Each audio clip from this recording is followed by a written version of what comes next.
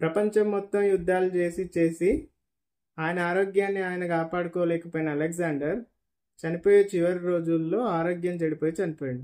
అయితే ఆయన చనిపోవడానికి కొన్ని గంటల ముందు ఆయన దగ్గర ఉన్న వాళ్ళతో 3 కోరికలు కోరుకున్నాడంట. ఒకటి, నేను చనిపోయిన తర్వాత నా శవపేటికని నాకు ట్రీట్మెంట్ ఇచ్చిన డాక్టర్లే మోసుకుంటూ పోవాలి.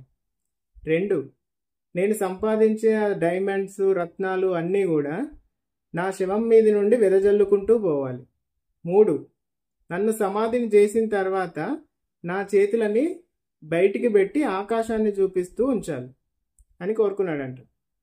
ఎందుకు ఈ 3 కోరికలు కోరుకున్నాడంటే, మొదటిది, నువ్వెంత సంపాదించినా ఎంత విశ్వ విజేత అయినా కూడా నీ చుట్టూ మొత్తం డాక్టర్లు ఉన్నా కూడా నీ ఆరోగ్యాన్ని నువ్వు కాపాడుకోలేకపోతే ఇంకెవ్వరూ దాన్ని కాపాడలేరు. నువ్వు చనిపోయే టైం వచ్చినప్పుడు చనిపోతావు.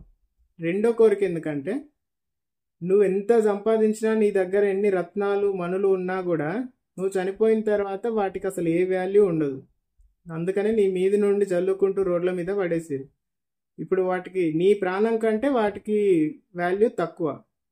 3వ కోరిక ఎందుకంటే, ఇంత సంపాదించిన అలెగ్జాండర్, ఇంత విశ్వ విజేత అయిన అలెగ్జాండర్ కూడా పోయేటప్పుడు ఏం తీసుకుపోకుండా ఖాళీ చేతులతో పోయిండని జనాలకి చెప్పడానికి ఆ 3 కోరికలు కోరుకున్నాడంట.